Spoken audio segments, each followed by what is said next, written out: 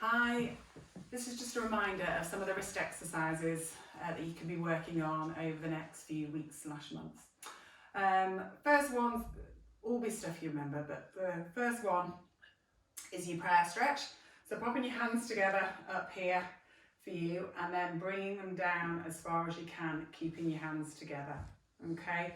What you can do, once you get to the point that that left one really starts to stiffen up, you can use your right as well, just to give it a little bit of overpressure. So you can do sustained stretches, but then you can also try and do like a mobilization technique to try and increase that range of movement. Okay, so that's that one to work on. The other one, next one, sorry, it's the reverse. So backs of your hands together here, and then work to bring your arms up as far as you can. A little bit more difficult this time to try and do overpressure with that right side. So you're literally just trying to bring it up as far as you can and get that increased flexion there. Other ones you can try, sounds daft, but trying to do a little bit of body popping like that, just trying to get that fluidity of that mobility back in your wrist. And obviously you'll go both ways. I'm not as good going this way as I am the other. So that's that one to work on. And the other one that's kind of quite nice to do while you stood in the kitchen waiting for the kettle to boil or the tea to cook is literally just kind of rolling your wrist around like that. So just hands together, fingers interlocked, and letting it roll forward and backwards, just trying to get that little bit more mobility. Next one's for you. We talked about using a little bit of resistance. You don't have to use a weight. You can use a tin from the cupboard or something like that. With that arm supported, holding on to your weight, dropping it down, bringing it back up, just working through range like that.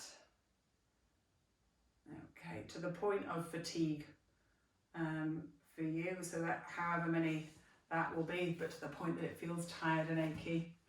The other big one for you to really work on is your supination, so that's that turning that palm up.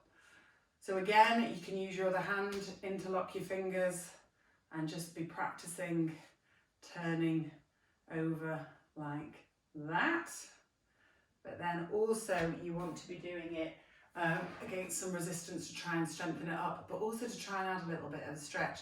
So again, it doesn't have to be a weight like this. You can use something you've got at home, but something that's a little bit longer with a weight at the end, like a hammer or a spanner.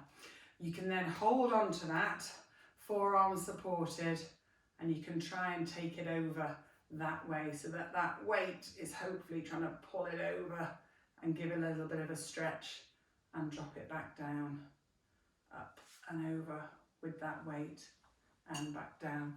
The other things that we have talked about is putting a little bit of weight through it.